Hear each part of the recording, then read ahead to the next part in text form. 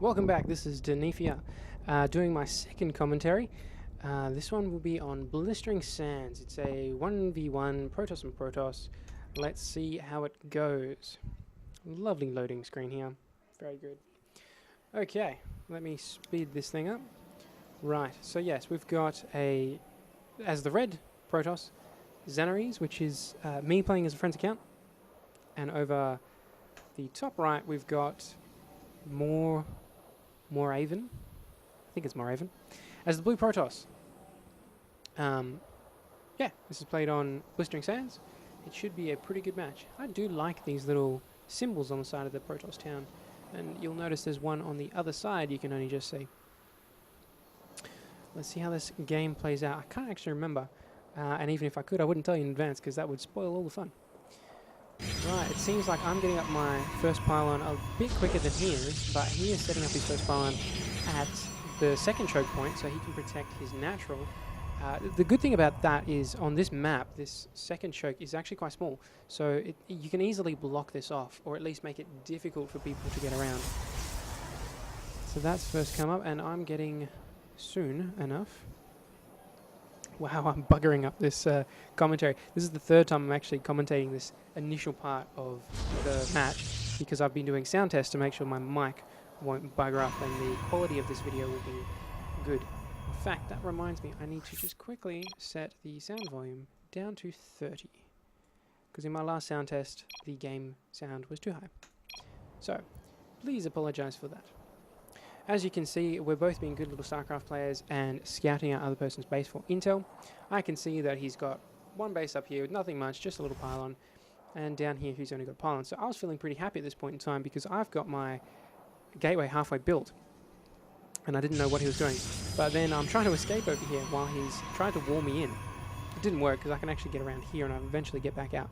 I always like to send my probe back to my base. I don't know why. I should stay around to continue investigating his base. I never seem to. He's actually grabbing the Xel'Naga watchtower so he can see if I've done any early rushes, because that gives him quite a large amount of sight. You can see that around here he can see most of this inner choke and all this secondary path, so he can see if I'm trying to sneak in, which is good. I like those Xel'Naga watchtowers. Also over here he was hiding his probie over here and he might take it back. Now he's investigating, just seeing what I've got. I've got a forge coming up, and all good things. Checking the income, we've got relatively the same amount of harvesters, both pulling in the same amount of minerals.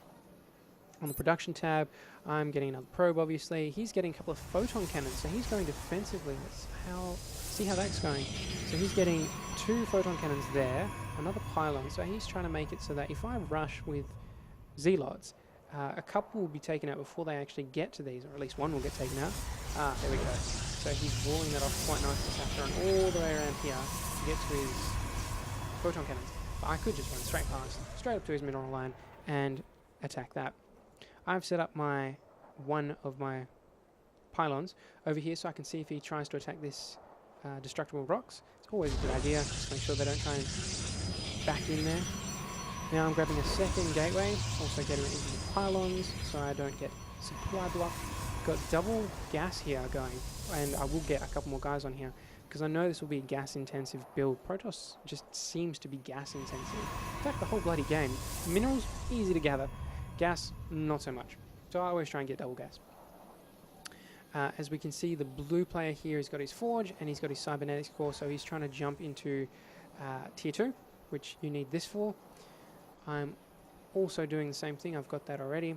I don't know if I actually... there we go. Getting a starport right now. So I think what I'm trying to go for is forget the name of the unit. The ones with the laser beam. Anyway, I'll find out in a second. We're having a bit of a conversation here. Just chatting about how many games he's played. He apparently has played quite a few games. He doesn't say. I assume he's played a few games. This is my first 1v1, so I am hell nervous while playing because I have no clue what he's going to do. I've only played against AI up until this point. So please don't flame me because I'm such a bad player. Anyway, as you can see, I'm getting Protoss ground weapons, a couple more Zealots, a couple more probes, and Protoss air weapons because I'm planning to do some nasty little things to his mineral line. Over on the APM, I'm running around 45 APM, which is my general APM that I normally get. And he's running about 26, so not as good, but still, we'll see how he goes. Wow, he's setting a lot of pylons over here.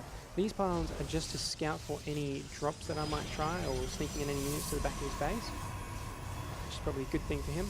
Also gives him a nice area of power so that he can warp in any units if he does have warp gates, which he's probably researching as we speak. Yes, he is.